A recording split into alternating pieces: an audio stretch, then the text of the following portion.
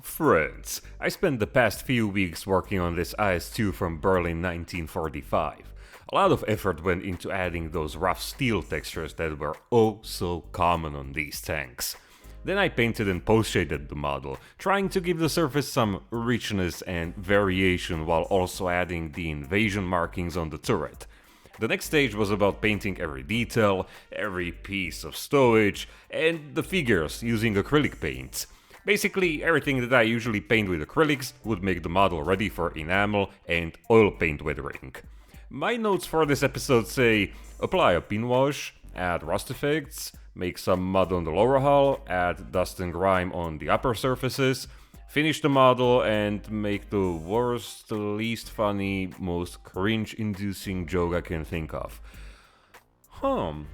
Okay, let's get it done one step at a time. Starting with the pin wash, this time I opted for oil paints. The lighter one is Industrial Earth and the darker one is Sepia, both from 502 Abteilung.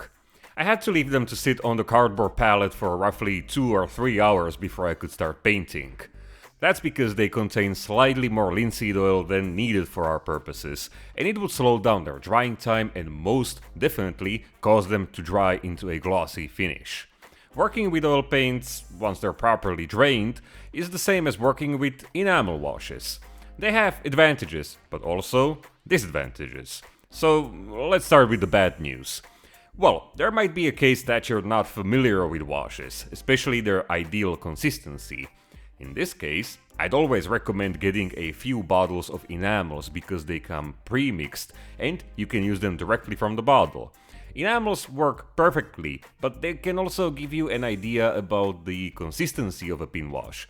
So, if you fancy a more artistic approach to modeling and want to grab some oil paints, enamels will tell you how much you need to dilute those oils. Now, of course, oil paints don't make you a greater artist than enamels, but they have an ace up their sleeve: their blending capabilities. You see, if you apply enamels over a satin or matte surface, you can easily wipe the excess paint away, achieving a crisp, accurate pin wash. But you can of course blend them outward, creating subtle stains and dirt passes. However, this is where oil paints crank it up to 11 because they're the perfect medium for this job. So if you want to achieve subtle tonal variation, additional shading, subtle buildup of dirt or some initial weathering, you can give it as many fancy names as you please, but if that's what you like on your models, then oil paints are the right tool for that. This tank took me 3 hours, and the result is a nicely outlined model where every detail on the surface is nicely visible. I mean, we don't spend time adding those details just so they could become invisible later, right? And the best part, the pin wash doesn't even need that much time to dry. Now we're switching to enamels, and it's nothing else than my favorite streaking rust effects from Ammo. This super long liner paintbrush is ideal for this step because it can hold like 5 tons of the paint. Rust is definitely my favorite painting effect of all time. Everyone who's been around for a while must have noticed that. And it's ironic because it's also one of the least authentic effects, at least when it's applied in those amounts that I regularly add to my models. But that's the thing, it's not the only less realistic, more expressive technique out there. Think about color modulation, post-shading, adding fake shadows and contrast with oil paints, and using weathering effects such as grime or moisture to add contrast between different panels. See the pattern here? Many times we take something that occurs naturally in real life, twist it, turn it upside down, crank it up to 9000 and slap it on our models so they will look more interesting. And these subtle rust stains placed around paint chips are just the thing. If the paint chips, exposing the metal underneath, corrosion will take place after a while. If you look at photos of modern tanks and you look close enough, you'll see tiny spots of rust here and there. So yeah, it's based in a reality to some extent, but its main purpose, at least in the way I'm doing it, is adding more visual interest or color variation and rendering the surface, giving it more depth. This applies to any type of color, but the epicness comes in its purest, most concentrated form on Soviet 4BO protective green. And let's not forget how awesome the rust wash works over a flat, grey surface. That's the easiest yet most effective way of simulating raw, exposed steel. It's one of the things I've been looking forward to since the last episode when I painted those areas where fenders were ripped off. And it also applies to steel tow cables. On larger surfaces like these, one tone wouldn't quite cut it, so I'm using a combination of the streaking effect and also light rust wash. It's often hard to see the result while the paint is still wet, but just give it a few minutes and you'll be met with this authentic looking steel surface. So that's 2 weathering steps done, and if your hand is not too heavy, you can achieve a nicely faded surface with just small hints of rust that doesn't look too over the top. Instead, when the effect is concentrated in certain places, it adds tons of contrast and kinda adds to the gritty texture of the tank. To put it mildly, it makes the tank look metal AF. Okay, now I need to break character for a while because this bottle is not an oil paint or enamel. Yeah, I know. It's an acrylic texture paste intended for dioramas, but I love using it for the initial weathering on lower hulls, wheels and tracks. So far we've been enhancing the surface of this model, making everything that was applied previously pop, and this marks the breaking point because from now on we'll be covering things up. Not on purpose of course, but that's the nature of weathering with earth effects. So the paste is pre-colored, but I only use it to add volume and texture to those heavy mud accumulations. It dries pretty fast, so I like to work in small sections and quickly blend it with tap water, otherwise it would leave ugly tide marks. Next up, this is something new by the way, usually I sprinkle the surface with dry seagrass and some dirt from my garden, fixing the natural debris in place with VMS ballast freeze. But check out how I reverse the process, dripping the ballast freezer on the surface and then sprinkling it with the loose stuff. It's quicker and you can accumulate more debris exactly where you want it, and as you're blending the acrylic glue with water, you'll easily spread it out and place it exactly where you want it to be. The last step in this 3-stage acrylic modifying process is pre-dusting with an airbrush. I'm using buff from Tamiya as the main dust color, diluted with Mr. Leveling Thinner, because it has just the right amount of saturation and it doesn't look white when it's sprayed in thin, translucent layers.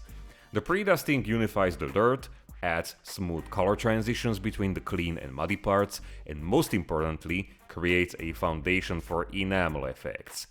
It actually looks pretty good like this, and I could have done it in the previous episode and probably nothing bad would happen. But anyways, back to enamels. Thick soil and turned earth from ammo. These come from the heavy mud range, so they're extremely thick, like a gel in a bottle. But just like any other of these, they can be diluted with white spirit into a reasonable consistency for our needs. The pre-dusting is just an undercoat, and the enamel paint allows us to shift the tone of the earth exactly where we want it. But not just that, these paints have a very fine grain, giving them an authentic, gritty texture. So once they're blended, they leave a more realistic, uneven, textured finish, which looks much better than the smooth, airbrushed look of the pre-dusting. I like to employ wet blending whenever possible, and this means mixing and blending several paints while they're still wet. Most of the time I use 2 different tones for the main, aka dry earth tone, and the rest is about dark stains. And here we're getting back to those oils we used at the beginning of this video. This way it's easy to achieve a nice layered effect of dry and moist mud. That is, if we leave the previous layer to fully cure. However, because I'm still blending them together using the wet method, the result is gonna be different, more subdued. My goal with this model is not a muddy tank, but something more dusty and dry, because that's what most reference photos show. So all of this, these heavy accumulations of dirt, are more like dried up mud from those rainy days. But it never hurts to add more contrast to a weathering, especially if it's on the lower hull, where most of it will be subdued by shadows cast from the tracks and wheels. Now that I mentioned the wheels and tracks, here I had to break character again because they're completely made out of steel. And this always means, well, at least on a functioning tank, painting the contact points with a bright, preferably silver metallic paint. The actual effect is achieved with graphite powder. You don't need a fancy silicone brush like the one I'm using. It can be effectively polished with fingers, but the point is to spread it evenly over the silver paint, resulting in an authentic, polished steel surface. So that's the lower hull and wheels finished, and the tank is slowly starting to take shape. Next step, tracks. These were pretty easy to weather because they already had a nice rusty patina. This was achieved with VMS Black Track Pro in one of the previous episodes, and it's the best way to prime and prepare metal tracks for weathering. The earth tones were applied in the same way and order as on the lower hull because most of the time tracks have the same finish as the rest of the tank. In terms of weathering and earth tones, of course. The dark oil paints were applied rather sparingly because we don't need as much contrast here, and I applied them towards the center of each link. The contact points were sanded off, revealing the shiny metal underneath, and this is very important here because the tank will be traversing over a hard surface. It's one of the advantages of metal tracks because the process is super easy and fast.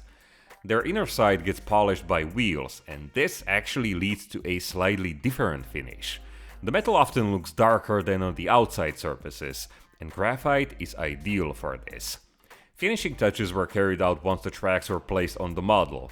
Sometimes it's hard to see if they match the tank, so why make guesses when you can simply just put them on the model and know exactly what needs to be added and where it should be, correct? So with the lower hull finished, I could apply the same effects to the upper surfaces. Here I'd like to briefly touch on two things. I decided to finish the lower hull first because that's the easiest part to weather. Most of it gets covered with dust and mud. As such, it often gives me a better idea of how to proceed further on the upper surfaces. So whenever I'm not sure how much I'd like to weather the tank, I'd always finish the lower hull first. And the second part is closely tied to the first point. If the tank isn't completely covered in dust or splashed with mud, and by this I mean that the reference photos show none of that, I go with something I like to call general weathering. No, it's not a US general whose last name is Weathering, but it's a type of weathering that has nothing special going on. No mountains of mud on the back of the tank, no rubble piled on the upper surfaces. You know, just some basic accumulations of loose dirt in the corners, a little bit of dust around them, and of course a few dusty rain marks on the side. Now, I don't think there's anything bad about this type of weathering. On one hand, sure, it's nothing special and there's no visual element that would catch your attention, but on the other, it works as an addition to the overall surface finish of the model, and that's especially useful if you spend time making the model as interesting as possible, be it with stowage, post-shading of the paint job, washes, chipping, rust tones, and it just would be a shame to cover all of that with dust, right? So, unless my intention is to make a very dusty or muddy tank, I always tend to make the most out of the basic paint job and then add just very controlled amounts of weathering. These will wrap it all up without covering too much of the previous work, and the model won't be just about the earth tones. Besides, there are always small visual details that will stand out, such as large stains of grime on the engine deck. Exhaust soot, for example, adds tons of contrast, and with Soviet tanks we have the luxury of adding those thick, grimy stains and runs of engine oil that used to sputter from the exhaust all the time. So even if most of the weathering is just a faint layer of dust, there are always methods and small details that will make the paint job more interesting in the end. So when the weathering was finished, I added everything that would be in my way, the remaining stowage, figures, and an antenna made from copper wire. As I was looking at it, I remembered that I built an IS-2 in 100 scale a few years ago, and it makes for an interesting comparison. A full-grown adult IS-2 in 135 scale, and his little son who's still learning how to run on 2 tracks and make things explode. He can even carry him on his back, and if you approach them, the Big Daddy IS-2 will tell you to stay back and don't talk to him or his 100 scale son ever again. So, that was the painfully unfunny joke, and my list of things for this video is finally empty. This is a tank I wanted to build for the longest time, but it's always been pushed aside by other, more exciting projects because it's just an IS-2, everyone knows it. but when you look at it up close, it's one of the most exciting tanks to build and paint thanks to all the exciting steel textures and the excessive battle damage you can inflict on the model. But all of that came later for me because the initial spark that started this project was a historical photo, and when I saw it, I just knew I had to make it into a diorama. I've been keeping that a secret because I don't want to spoil the surprise, but I'll give you a small hint. There's a reason why I kept the suspension swing arms removable and positionable. And also, the diorama is gonna be pretty complicated with lots of different features, materials and textures. So, in other words, it will probably take some time. I'm just putting it out there because I might not be able to finish it so quickly. And if you don't see a video next week, it's because I'm very busy finishing that diorama. But I don't know, keep an eye on this channel in case I'll manage to finish it in time. Until then, I wanna say thank you for watching, my friends, and I hope you found this video helpful or at least interesting to watch. A huge thank you goes to my patrons who make this show possible. If you like what I'm doing, wanna get more of it, and in return support my work, you can go to my Patreon page and see what kind of rewards would you like. I'm posting there almost every day with updates from my workbench, so you could take a look at the diorama or possibly even the next project. We can get in touch through DMs and emails. I'm posting 1 week early ad-free videos, and these beautiful studio photos that you can download in full resolution. And last but not least, some real-life references for dioramas, sceneries and landscapes. And of course, small 3D models for detailing your tanks and dioramas. Okay, now I gotta clean my workbench and start messing around with styrofoam and other diorama materials. I'll try to make an oval base instead of the traditional rectangle, so I'm kinda curious to see how that turns out. And you, in the meantime, probably know what to do. Stay safe, stay awesome, build your models, don't just collect them, and I'll see you in the next one. Cheers!